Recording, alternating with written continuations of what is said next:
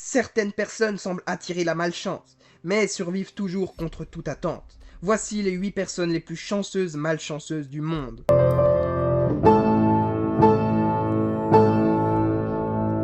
Vesna Vulovic. Imagine monter dans un avion et survivre à une chute de plus de 10 000 mètres. Impossible! Pourtant, c'est exactement ce qui est arrivé à Vesna Vulovic. Le 26 janvier 1972, cette hôtesse de l'air serbe travaille sur un vol reliant Stockholm à Belgrade. Mais en plein ciel, une bombe explose à bord. L'avion se désintègre à plus de 10 km d'altitude. À ce moment-là, tout le monde pense qu'il n'y aura aucun survivant, sauf une personne. Vesna est retrouvée vivante dans les débris de l'avion, coincée dans une partie du fuselage qui a amorti une partie du choc. Bon, vivante est un grand mot. Elle souffre de nombreuses fractures, d'un crâne fracturé, et tombe dans le coma pendant plusieurs jours. Les médecins ne savent même pas si elle remarchera un jour. Mais, contre toute attente, elle récupère progressivement.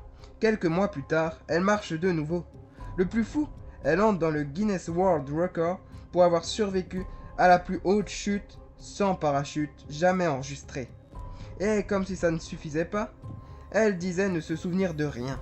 Imagine survivre au pire crash aérien de ta vie et ton cerveau décide simplement de supprimer le replay. Son histoire reste encore aujourd'hui l'une des plus incroyables de l'histoire de la survie de tous les temps. Alors, chance incroyable ou malchance absolue? Une chose est sûre, si quelqu'un pouvait gagner au loto après ça, c'était probablement elle. Dylan McWilliams. Certaines personnes évitent les dangers toute leur vie. Dylan McWilliams, lui, semble les collectionner. Imagine, tu te fais attaquer par un ours, tu survis. Quelques années plus tard, un serpent à sonnette te mord. Tu survis encore. Tu te dis que le pire est passé derrière toi, mais pas pour Dylan. Alors qu'il fait du bodyboard à Hawaï, un requin surgit et lui mord la jambe. Oui, un requin. Parce qu'apparemment, l'univers a décidé de compléter la collection de Dylan. Le plus incroyable, c'est qu'il survit aux 3 attaques.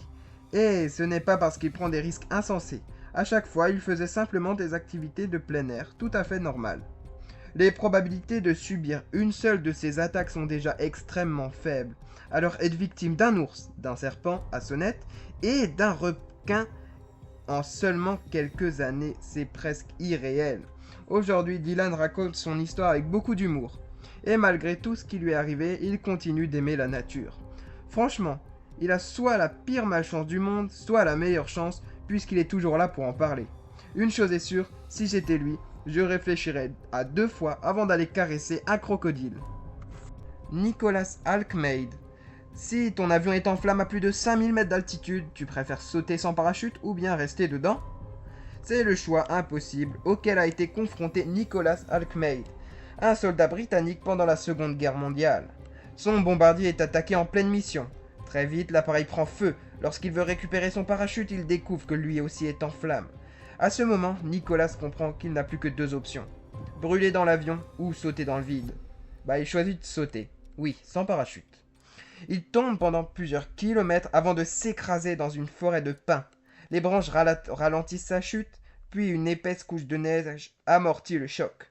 Et contre toute logique, il est toujours vivant. Il s'en sort avec quelques blessures, mais rien de comparable à ce qu'on pourrait imaginer après une telle chute. Quand les soldats allemands le capturent, il refuse d'abord de croire son histoire. Il pense qu'il cache son parachute quelque part. Après avoir retrouvé les débris de l'avion et confirmé que son parachute avait bien brûlé, il réalise qu'il disait la vérité. Comme quoi, parfois, la gravité fait des exceptions. Enfin, n'essayez surtout pas de reproduire ça. Nicolas a défié les statistiques une fois, mais ça n'arrivera pas une deuxième fois. Harrison Hockney. Imagine être coincé au fond de l'océan pendant près de 60 heures sans aucun moyen de remonter à la surface. Ça ressemble à un cauchemar. Pourtant, Harrison l'a vécu. En 2013, il travaille comme cuisinier sur un remorqueur au large des côtes du Nigeria. En pleine tempête, le bateau chavire et coule à une trentaine de mètres de profondeur. La plupart des membres d'équipage n'ont aucune chance. Mais Harrison réussit à atteindre une petite poche d'air à l'intérieur de l'épave. Le problème, c'est qu'il est désormais prisonnier au fond de l'océan. Pendant plus de 2 jours, il reste seul dans le noir complet. Il boit un peu de soda trouvé dans le bateau pour éviter de se déshydrater et attend, sans savoir si quelqu'un viendra un jour. Finalement, des plongeurs arrivent pour récupérer les corps de l'équipage. L'un d'eux aperçoit une main sortir de l'obscurité. Imagine sa tête. Il pensait retrouver un cadavre et quelqu'un lui serre la main. Les plongeurs ramènent Harrison à la surface après une opération extrêmement délicate et il survit à cette incroyable épreuve. Depuis, son histoire est devenue l'un des récits de survie les plus impressionnants jamais racontés. Franchement, après avoir passé 60 heures au fond de l'océan, je crois que je ne regarderai plus jamais un sous-marin de la même façon. Roi Sullivan. Être frappé par la foudre une fois dans sa vie, c'est déjà extrêmement rare. Mais Roi Sullivan a réussi l'exploit de se faire frapper 7 fois. Oui, 7 fois. Roy était un garde forestier américain en Virginie. Son travail l'amenait souvent en pleine nature, mais il était loin d'imaginer que le danger viendrait directement du ciel. La première fois, en 1942, la foudre frappe sa tour de surveillance. Elle traverse sa jambe et brûle son pied, mais il survit. On pourrait penser que ça suffit largement pour une vie entière, sauf que la foudre n'avait visiblement pas terminé avec lui. Au fil des années, Roy est frappé encore et encore, sur une route, dans son jardin, dans sa maison, même ses cheveux prennent feu lors d'un impact. À un moment, les gens commencent même à plaisanter, en disant qu'il faudrait peut-être qu'il évite les orages, ou qu'il devienne ami avec un paratonnerre. Le plus incroyable, c'est qu'il survit à chacune de ces attaques. Il entre finalement dans le Guinness World Record comme la personne ayant survécu au plus grand nombre de coups de foudre. Mais après avoir échappé 7 fois à la foudre, Roy aurait peut-être dû se méfier d'une chose beaucoup plus simple, la véritable malchance. Car en 1983, il meurt d'une blessure par balle qu'il s'est accidentellement infligée. Comme quoi, parfois, on peut survivre à la foudre, mais pas à un simple accident du quotidien. Tsutomu Yamaguchi. Imagine survivre à l'une des plus grandes explosions de l'histoire, puis vivre exactement la même horreur quelques jours plus tard. C'est ce qui est arrivé à Tsutomu Yamaguchi. En août 1945, Tsutomu est un ingénieur japonais en déplacement professionnel à Hiroshima. Le 6 août, alors qu'il se trouve à quelques kilomètres du centre-ville, un avion américain largue une bombe atomique. En une fraction de seconde, la ville disparaît dans une lumière aveuglante. Tsutomu est projeté au sol par l'explosion. Il est gravement brûlé, blessé, mais il survit. La plupart des gens auraient pensé « Plus jamais je ne retournerai dans cet endroit ». Mais lui doit rentrer chez lui, à Nagasaki. 3 jours plus tard, alors qu'il raconte à ses collègues ce qui vient de se passer à Hiroshima, une nouvelle explosion retentit. Une deuxième bombe atomique vient d'être larguée. Et oui, Tsutomu Yamaguchi est encore là. Il survit une deuxième fois à l'impensable. Être au mauvais endroit au mauvais moment, 2 fois de suite, c'est probablement l'une des pires malchances possibles. Mais être encore vivant après ça, c'est une chance presque impossible à imaginer. Tsutomu a ensuite vécu jusqu'à 93 ans et a passé une grande partie de sa vie à témoigner de son histoire. 2 bombes atomiques, 2 survivances. Certains appellent ça de la chance, d'autres diraient simplement que le destin avait décidé de ne pas le laisser partir. Violet Jessop. Certaines personnes prennent un bateau une fois dans leur vie seulement et espèrent simplement arriver à destination. Violet Jessop, elle, montait à bord et les navires coulaient. Au début du XXe siècle, Violet travaille comme hôtesse sur des paquebots de luxe britanniques.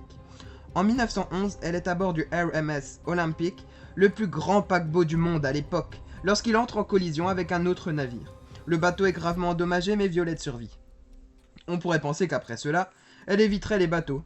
Eh ben non, quelques mois plus tard, qu'est-ce qu'elle fait? Elle a la bonne idée de monter à bord d'un autre navire nommé le Titanic.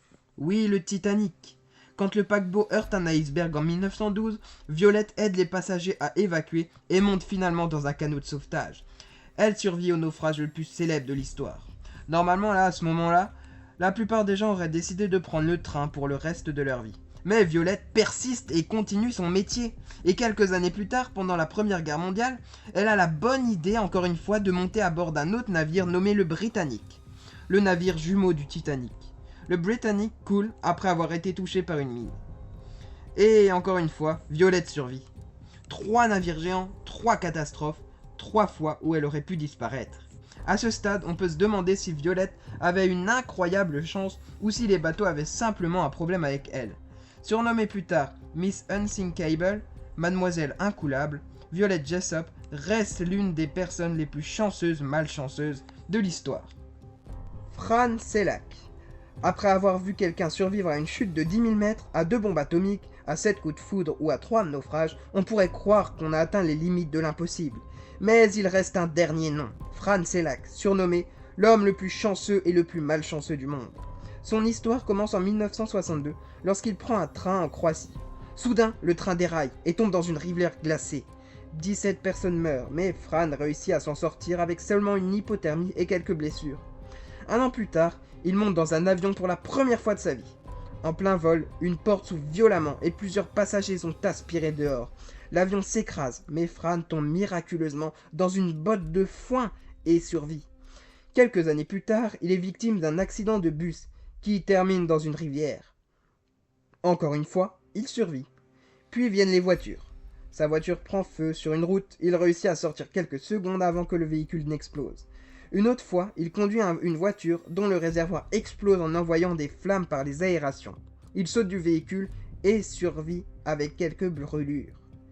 Et comme si ça suffisait pas, il est même été renversé par un bus alors qu'il marche tranquillement dans sa rue. Après avoir échappé à autant de catastrophes, on pourrait penser qu'il ne manquait plus qu'une chose. La véritable chance. Et elle arrive en 2003. À 74 ans, Fran achète un billet de loterie et gagne environ 1 million de dollars. Accidenté de train, crash d'avion, accident de bus, voiture en feu, collision avec un véhicule, Fran Selak a passé sa vie à être au mauvais moment et au mauvais endroit. Mais à chaque fois, il a réussi à être au seul endroit où il pouvait survivre. Chance incroyable ou malchance absolue? Probablement les deux. Et pour toi, qui mérite la première place? Dis-le en commentaire et abonne-toi pour d'autres histoires incroyables.